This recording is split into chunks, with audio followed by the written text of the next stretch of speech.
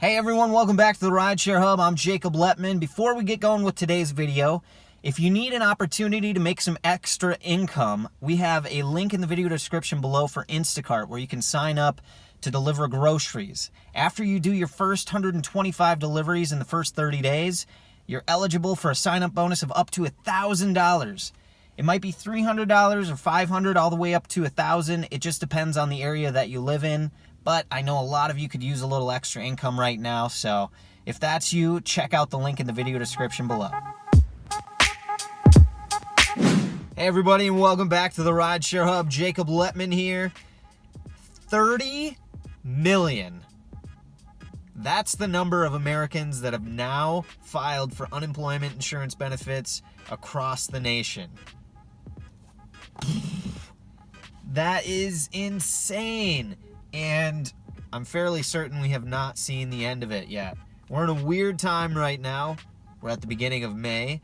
And why is it a weird time? Because some states are starting to reopen, transitioning to reopen, making plans to reopen. Just read an article, and top scientists, medical professionals were asked to investigate, do research, and come up with their best projections in the United States of how long this pandemic will last. And what they came up with is basically the better part of 2 years they think this could go on for. Now, obviously, a lot of that is dependent upon when and if a vaccine becomes available and how many people contract it and gain immunity and how rapidly the virus mutates itself and becomes different forms of things. Anyway, they also project that it's not going to die off throughout the summer months, much like the flu does, and that we should see a second pandemic potentially this fall. So a lot of scary statistics in that article. At any rate, that leaves a lot of unanswered questions for rideshare drivers and when and if they should drive. And so anyway, this is part of my question and answer series in regards to unemployment insurance benefits, actually pandemic unemployment assistance for rideshare drivers. And so the first question I want to answer is, when should I start driving again? And very loaded question. Really depends on you. It's unique kind of to everyone. So I think the best way for me to approach this answer is to walk you through my thought process with everything. So basically, I don't want to be out driving right now because there's still a lot of people who are because actually here in Arizona, the test counts are really low. They haven't even done a lot of testing percentage-wise compared to a lot of places in the nation. So I don't really want to subject myself to driving, having someone or someone's in my vehicle, sharing the same air, and so there's that. I don't want to sit around and wait for ride requests because it's a waste of time, especially right now. It's starting to get hot here in Arizona again, so I'd just be wasting resources, gas, time, energy, sitting, waiting for ride requests. I don't want to subject anyone else to getting sick.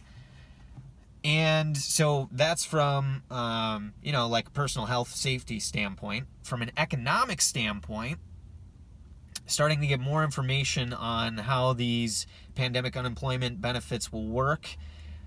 And basically, if I qualify, so here in Arizona, I'll be able to finally apply for pandemic unemployment assistance May 12th. And they say that they're trying to get benefits out to people that same week. So I don't know if that sounds like a pipe dream to me, but we'll see. So anyway, let's just say mid-May, best case scenario, I start receiving pandemic unemployment assistance. That will backdate. For me, I started losing income roughly, we'll say mid-March.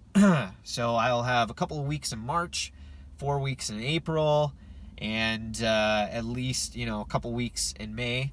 The max benefit state amount for pandemic unemployment assistance here is $240 a week, right? So I've got, let's just say, 8 weeks at $240 a week, and then from the end of March through the end of July, eligible for the additional $600 a week from the federal government as part of the CARES Act.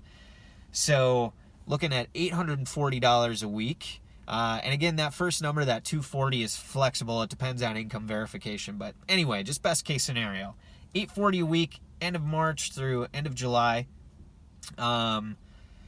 So, me personally, when do I want to start driving? Well, really not until August, if I can avoid it. And part because $840 a week plus the retroactive amount for a couple weeks in March, that'll make up for the income that I lost throughout all of April and the couple of weeks in March and the couple of weeks in May. And then the end of May and all through the July, if possible. So basically what I'm waiting to find out is how are they going to verify whether or not I have to work, basically. It's an interesting thing. So anyway, all of my jobs are pretty dead here in the summer anyway because it's Phoenix and things are hot and pretty slow. Here in Arizona, I can earn $30.50 a week. After that, whatever I make is counted against my total amount for unemployment benefits. So if I make, let's say, $150 or $180.50, the first $30.50 I get to keep. The next $150 will be subtracted from my total amount. So if I'm making $240 a week from unemployment, I made $150 that week driving. That means I would get $90 from unemployment. Well, you're definitely incentivized not to drive. Why would you want to ruin your car, subject yourself to people being sick, all of that stuff, if you don't have to? Now, I'm not saying I suggest trying to work the system. I'm saying that is the system in place through this situation, and you'll all have your own personal decision to make. So I suggest looking up your own state laws on how much income you can receive in your state and still receive unemployment benefits, or how earning income and receiving unemployment insurance benefits works, right? Because each state has its own specific laws. I have another video. Check it out. It has more information on that. You can find your specific state and how your state handles your income and receiving unemployment insurance benefits. So at any rate, I'm trying not to drive if I don't have to drive. But is there a way that they're going to mandate self-employed people to work if the state economy is reopened? That's the question I don't have an answer to yet. I will keep you updated once we get more information on that. At any rate, I think it's easier to hang out and get that unemployment insurance benefit check. And I don't feel bad about it because I was basically stolen months away from my hot time of year to earn money is the months that everything was going on. And so I lost thousands of dollars in income. So, and it's no fault of my own, so I don't feel really bad about hanging out and collecting on it. Anyway, these are all the thoughts that are running through my head. Loaded question, or loaded answer, I know, I'm sorry. But there's a lot to take into consideration, and that's why it's not a simple answer. Anyway, if you guys have thoughts, feedback, feelings on this, get at me in the comment section below. And then final question I want to answer is, do unemployment insurance benefits count as earned income? Excellent question. And the answer is yes. And in fact, when you're filling out your application, most likely, and I believe it should be on all of them, it will ask you if you want money to be kept out of your unemployment insurance benefits in your weekly payments to go towards taxes. You can select yes or no. It's kind of like getting a paycheck. You know, if you worked for a company, they withhold taxes if you ask them to, and they won't if you don't want them to. However, you don't have to pay Medicare or Social Security. So unlike a regular job in that sense, you won't have taxes going towards that.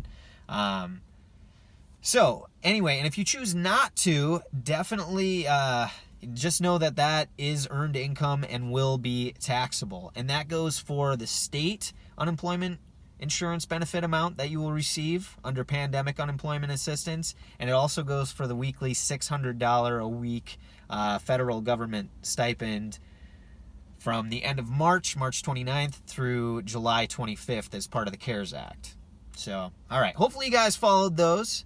I know there was a lot in-depth stuff, but I like this discourse with people because there's we're in uncharted territories here and talking things out and putting the information out there, and we can figure out, we just open up our minds about it and get more information.